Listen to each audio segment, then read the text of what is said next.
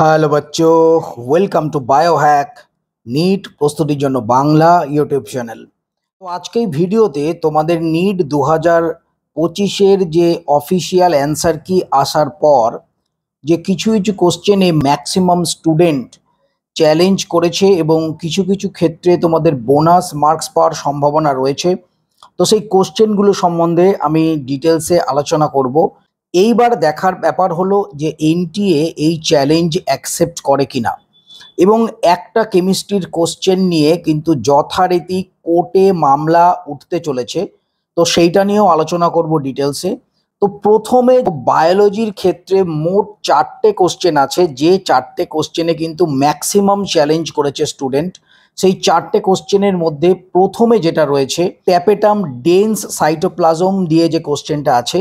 দেখো, কোশ্চেনগুলোর নাম্বার আমি বলছি না, এর কারণ এক একটা সেটে কোশ্চেনের নাম্বার আলাদা আলাদা হয়ে যায়। কোশ্চেনটা তোমরা তোমাদের সেটের কোশ্চেন বার করে তোমরা কোশ্চেনটা মিলিয়ে দেখে নিতে পারো। এই কোশ্চেনটাতে কিন্তু কিছুটা প্রবলেম রয়েছে এবং এই কোশ্চেনটা অনেক বেশি স্টুডেন্ট কিন্তু চ্যালেঞ্জ করেছে।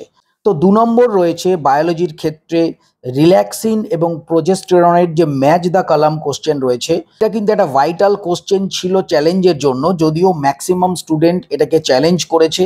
এবার আমরা দেখতে পাবো এনটিএ চ্যালেঞ্জ অ্যাকসেপ্ট করে কিনা, কারণ আমরা দেখেছি এর আগের বছরগুলোতেও এনটিএ খুব একটা চ্যালেঞ্জ অ্যাকসেপ্ট করে না। এবং 2024 সালের ক্ষেত্রে একটা কোশ্চেন নিয়ে কিন্তু সুপ্রিম কোর্ট পর্যন্ত দৌড়াতে হয়েছিল স্টুডেন্টদের, এবং সুপ্রিম কোর্টের নির্দেশে এনটিএ শেষমেশ মাথা নত করে কিন্তু সেই কোশ্চেনের নাম্বার দিতে বাধ্য হয়েছিল, এবং তার ফলে তৃতীয়বার এনটিএকে আবার নিটের রেজাল্ট আউট করতে হয়েছিল। তো 3 নম্বর বায়োলজির যে কোশ্চেন মোস্ট চ্যালেঞ্জ হচ্ছে সেটা হলো পেডিগ্রি অ্যানালাইসিসের যে কোশ্চেনটা, সেটাও কিন্তু বহু সংখ্যক স্টুডেন্ট চ্যালেঞ্জ করেছে। তোমরা বিভিন্ন তোমাদের ইউটিউব ভিডিওতে দেখতে পাচ্ছ, বিভিন্ন যে বড় বড় এডুকেটর রয়েছে তারাও কিন্তু এই কোশ্চেনটা নিয়ে প্রথমের দিকে কোশ্চেন তুলেছিল। এবং 4 নম্বর যে ফিগ ফ্রুট যে কোশ্চেন, এটা নিয়েও কিন্তু চ্যালেঞ্জ হওয়ার সম্ভাবনা রয়েছে। তো বায়োলজির মোট 4টে কোশ্চেন মানে 16 নাম্বার, এটা নিয়ে কিন্তু চ্যালেঞ্জ ম্যাক্সিমাম স্টুডেন্ট করেছে। এবার দেখার বিষয় হলো এনটিএ কারো চ্যালেঞ্জ অ্যাকসেপ্ট করে কিনা, বা স্টুডেন্টরা যে কোয়ারিগুলো করেছে তার এগেনস্টে এনটিএ কি জবাব দেয়।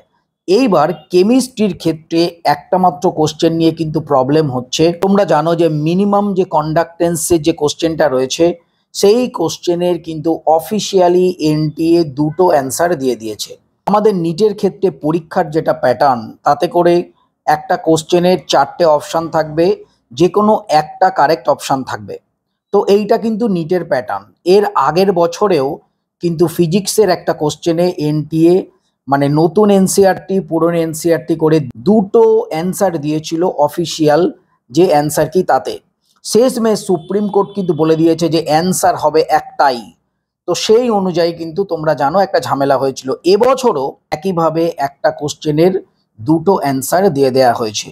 অনেক সংখ্যক স্টুডেন্ট বারবার কোশ্চেনটা পড়ার পর যখন দেখছে 2টো অ্যান্সার হতে পারে, তারা কিন্তু ছেড়ে দিয়েছে কোশ্চেনটা। তারা কিন্তু ঠিকমতো প্রপারভাবে অ্যাটেম্প্ট করতে পারেনি কোশ্চেনটা। কেননা যখনই 2টো অ্যান্সার হবে, তুমি যদি ওএমআর সিটে 2টো গোল্লা পাকিয়ে দাও, আমার কিন্তু সেই অ্যান্সারটা ক্যান্সেল হয়ে যাবে। সুতরাং সেই জন্যই কিন্তু ম্যাক্সিমাম স্টুডেন্ট কোশ্চেনটা ছেড়ে দিয়েছে। তো যেটা মামলা হবে কয়েকদিনের মধ্যেই তোমরা অফিসিয়ালি জানতে পারবে, কোর্টে মামলা উঠবে যে এই কোশ্চেনটা হয় একদম আউট করে দেয়া হোক, না হলে এই কোশ্চেনটার জন্য প্রত্যেককে 4 নম্বর গ্রেস মার্ক দেওয়া হোক। তো এই নিয়ে আগের ভিডিওতে তোমাদের আমি ডিটেলসে বলছি। তো আজকেও আমি সেই কারণে আরেকবার তোমাদের বলে দিলাম যে মোট এই 5টা কোশ্চেন নিয়ে কিন্তু মোস্ট চ্যালেঞ্জ হচ্ছে। এবার দেখা যাক এনটিএ অফিসিয়ালি কোনো চ্যালেঞ্জ অ্যাকসেপ্ট করে কিনা। বাকিগুলো হোক না হোক সেটা বলতে পারবো না, কিন্তু এই কেমিস্ট্রির যে কোশ্চেন যা 2টো অ্যান্সার দিয়েছে, তো এইটা কিন্তু অনেক দূর অবধি গড়াবে, এবং আলটিমেটলি এই কোশ্চেনটার জন্য এনটিএকে কিন্তু একটা না একটা স্টেপ নিতেই হবে, এ ব্যাপারে 100% শিওর। তো সবাই খুব ভালো থেকে মন দিয়ে পড়াশোনা করো, নিট 2026 কিন্তু ক্লিয়ার করতেই হবে। টাটা।